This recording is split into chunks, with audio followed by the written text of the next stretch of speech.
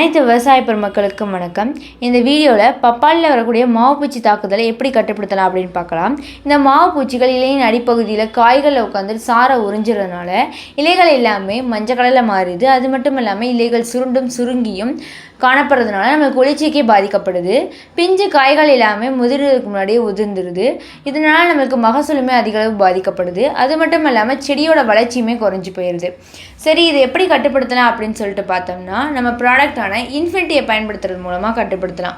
Infinity bio pesticide consortia இயற்கை பூச்சிக்கொல்லி கூட்டமைப்பு. இதில் 5 வகையான நுண்ணுயிர்கள் இருக்குது. Metarhizium anisopliae, Beauveria பேசியானா, Verticillium Lakhani, Verticillium கிளாமிடோஸ்போரியம் மற்றும் நிமோரியா ரிலே.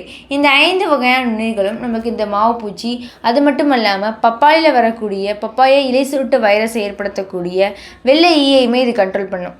இதன் மூலமாக நம்ம மாவு பூச்சியுமே கண்ட்ரோல் பண்ணிடலாம். அது கூடவே வெள்ளை ஈய பிரச்சனை இருந்தாலுமே அதையுமே கண்ட்ரோல் பண்ணிடலாம்.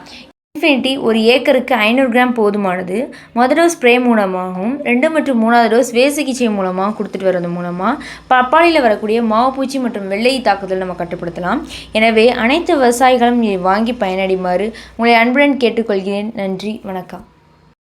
மேலும் விவரங்களுக்கு 8489259360